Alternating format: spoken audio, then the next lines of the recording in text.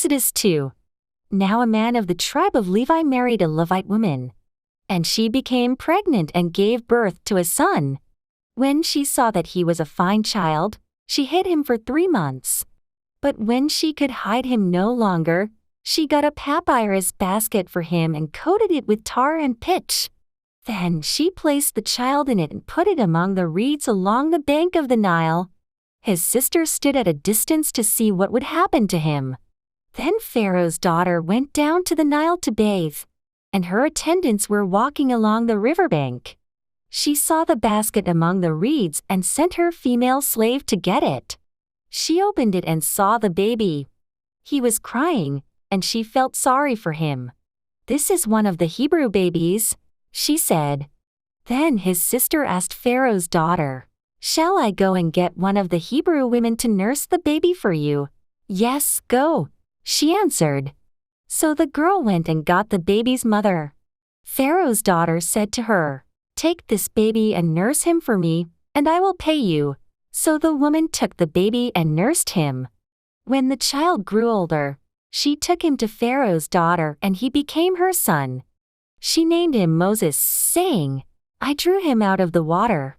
One day, after Moses had grown up, he went out to where his own people were and watched them at their hard labor.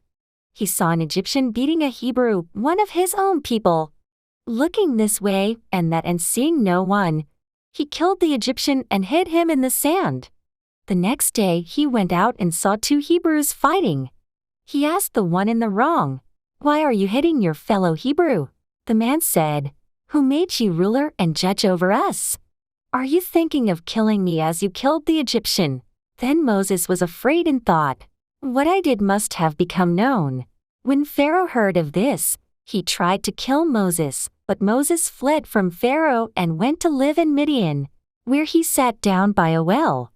Now a priest of Midian had 7 daughters, and they came to draw water and fill the troughs to water their father's flock.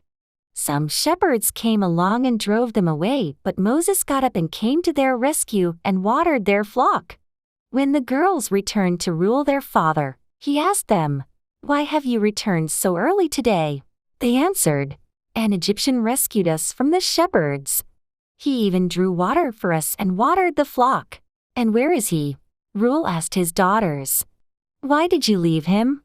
Invite him to have something to eat."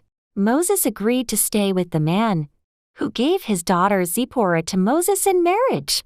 Zipporah gave birth to a son, and Moses named him Gershom, saying, "I have become a foreigner in a foreign land."